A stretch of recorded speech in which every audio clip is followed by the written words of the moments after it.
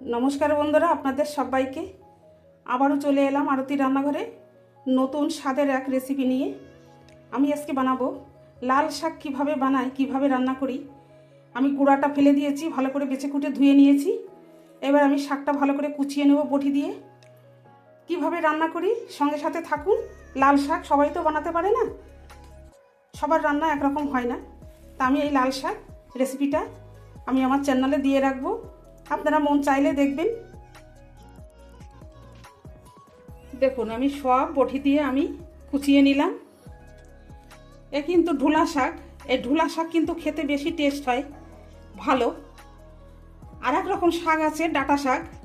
ডাঁটা লাল শাকও হয়, সাদা শাকও হয়, কিন্তু খেতে কিন্তু ভালো লাগে না খুব একটা। কিন্তু এই ঢোলা শাক খেতে কিন্তু খুব স্বাদ হয়।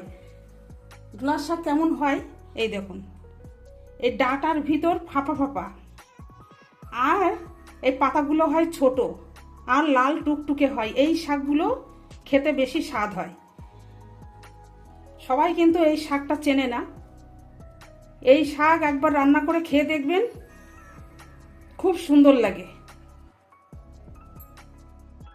গ্যাস জ্বালিয়ে দিয়ে কড়াটা বসিয়ে দিলাম। বসিয়ে দিয়ে আমি একটু সর্ষের তেল দিয়ে দিয়েছি। সর্ষের তেলটা ভালো গরম হয়ে গেছে। কাঁচা তেলে দিলেও কিন্তু শাক খেতে ভালো হবে না। এবার শাকটা দিয়ে দেবো। শাকটা দিয়ে সামান্য একটু জল দিলাম।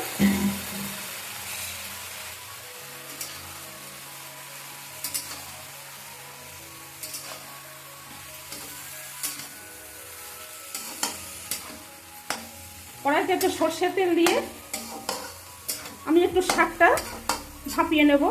কিভাবে রান্না করি সঙ্গে থাকুন, দেখতে থাকুন। পরিমাণ মতো একটু লবণ দেবো, দেবো একটু হলুদ। লাল শাকে অনেকে হলুদ দেয় না, কিন্তু আমি একটু হলুদ দিই।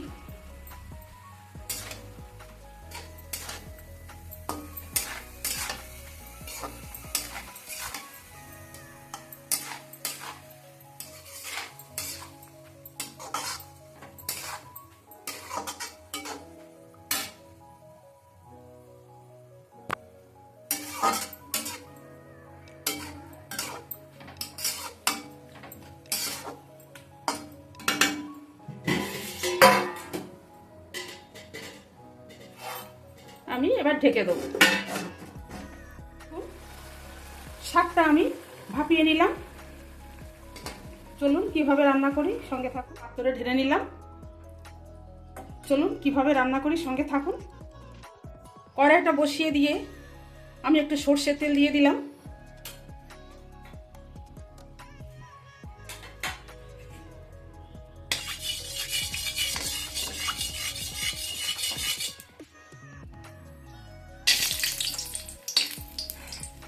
কটা বড়ি ভেজে নেব।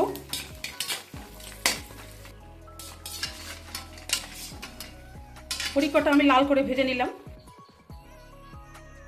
আমি আর একটু সর্ষের তেল দিয়ে দিলাম। সর্ষের তেল আমার ভালো মতন গরম হয়ে গেছে। আমি একটু রসুন কুচি দিয়ে দিলাম।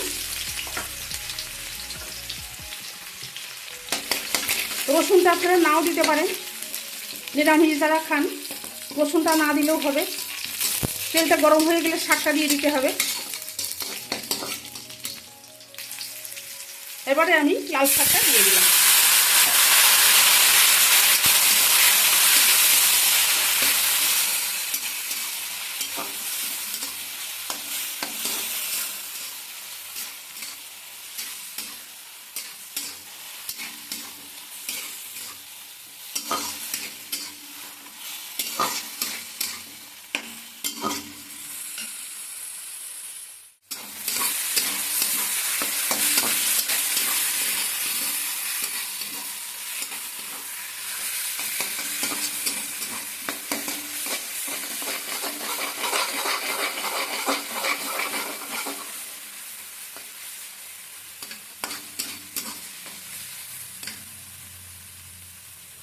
এইবারে কটা কাঁচা লঙ্কা দিয়ে দিলাম।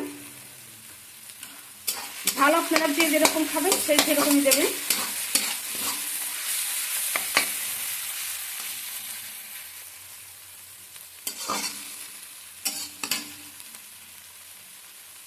সামান্য একটু চিনি দিয়ে দিলাম স্বাদ হওয়ার জন্য। কেউ যদি না খেতে চান না দেবেন।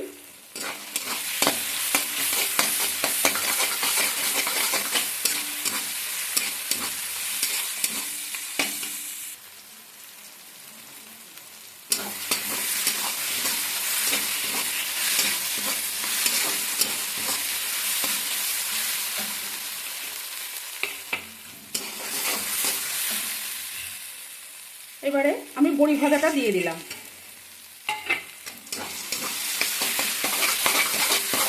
নামানোর আগে বড়ি ভাজা আর এই বাদাম দিয়ে নামিয়ে দেব। এইভাবে তৈরি করে খাবেন, কমেন্ট করে জানাবেন। এক থালা ভাত আপনার এই শাক দিয়েই খাওয়া হয়ে যাবে, কথা দিলাম। খেয়ে কমেন্ট করে জানাবেন। দেখুন কেমন হয়েছে। লাইক করবেন, শেয়ার করবেন, কমেন্ট করবেন, আমার চ্যানেলটাকে সাবস্ক্রাইব করবেন। এই ধরনের ভালো ভালো রেসিপি যাতে আমি আনতে পারি আপনাদেরকে দেব। দেখা হচ্ছে নতুন রেসিপির সঙ্গে, তার সঙ্গে থাকুন।